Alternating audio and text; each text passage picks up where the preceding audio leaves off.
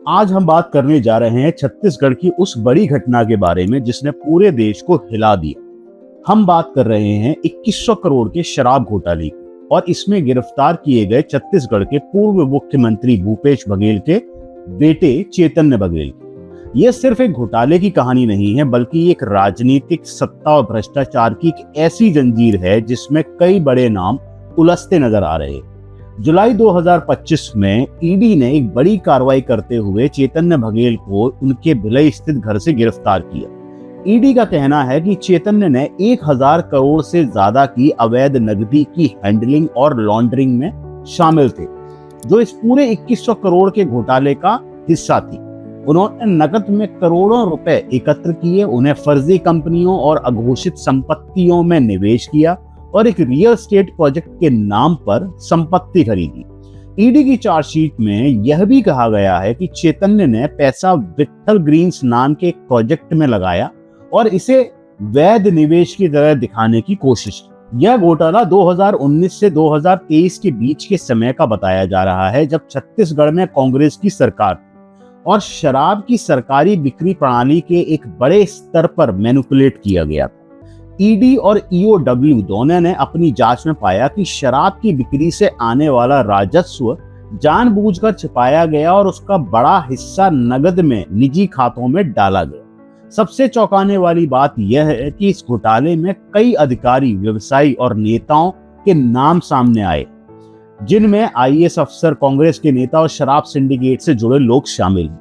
ED का दावा है कि यह एक संगठित नेटवर्क था जिसे एक पैरेलल लिकर इकोनॉमी की तरह चलाया जा रहा था। ईडी की जांच में एक नाम सामने आया, लक्ष्मी नारायण बंसल, जिसे लोग पप्पू के नाम से जानते हैं। उसने दावा किया कि वह करोड़ों रुपए की नकदी चैतन्य बघेल तक पहुंचाता था और इन पैसों का इस्तेमाल शेल कंपनियों के जरिए किया जाता था ताकि असली स्रोत छिपाया जा सके। अब बात करते हैं बचाव पक्ष की। चैतन्य बघेल के वकीलों का कहना है कि उनके मुवक्किल को साजिश के तहत फंसाया गया है। उनका दावा है कि ना तो उन्हें पहले कभी समन भेजा गया और ना ही उनका नाम ईडी की मूल चार्जशीट में था। सिर्फ एक गवाह के बयान पर इतनी बड़ी कार्रवाई करना न्यायिक प्रक्रिया का दुरुपयोग है। दोस्तों, क्या आपको पता है कि भारत के 4 राज्य बिहार, गुजरात, नागालैंड, मिजोरम और यूनियन टेरिटरी ऑफ लक्षद्वीप में शराब पूरी तरह से बैन है और इन स्टेट्स को ड्राई स्टेट्स कहा जाता है। बिहार में इलेक्शन होने वाले हैं और चुनावी माहौल गर्म है। आपने प्रशांत किशोर को कहते हुए सुना होगा कि अगर उनकी सरकार आई तो बिहार में शराब बंदी को वो पूरी तरह से हटा देंगे। उनका कहना है कि शराब बंदी बिहार में सिर्फ नाम के लिए, लेकिन उसकी आड़ में लोगों को लूटा जा रहा है।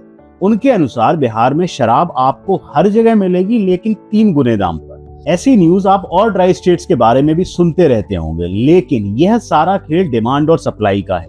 अल्कोहल की डिमांड दुनिया में हमेशा सबसे ऊपर रहती है। अब अगर गवर्नमेंट या कोई संस्था इसे बैन कर दे तो लोग उसे पीना बंद नहीं करते, बल्कि उसे खरीदने के लिए और पैसा और प्रीमियम देते हैं, जिसका फायदा ऐसे लोगों को होता है जो उस सप्लाई सिस्टम का हिस्सा है।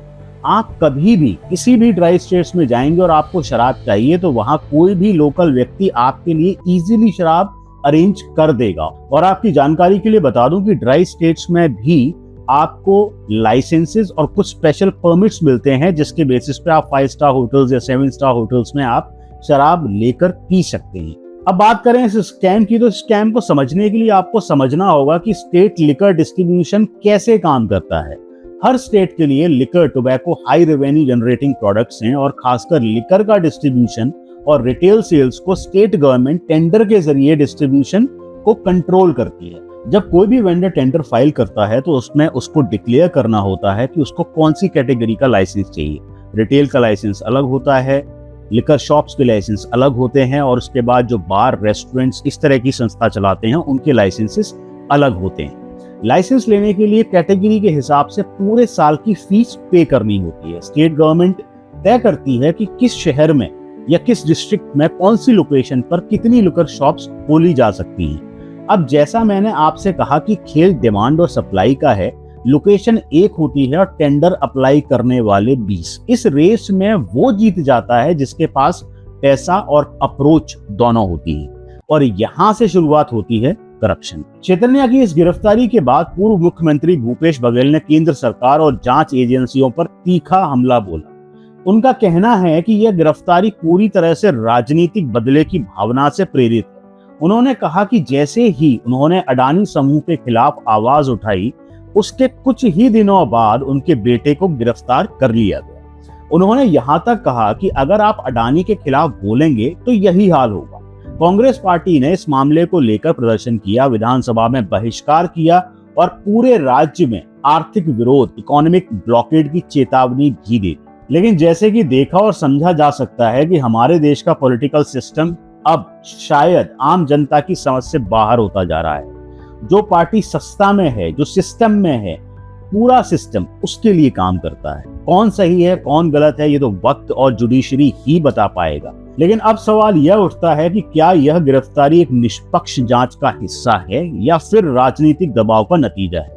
क्या ईडी द्वारा पेश किए गए सबूत पर्याप्त हैं या फिर यह एक ऐसी कहानी है जो सिर्फ चुनावी रणनीति के तहत गढ़ी गई?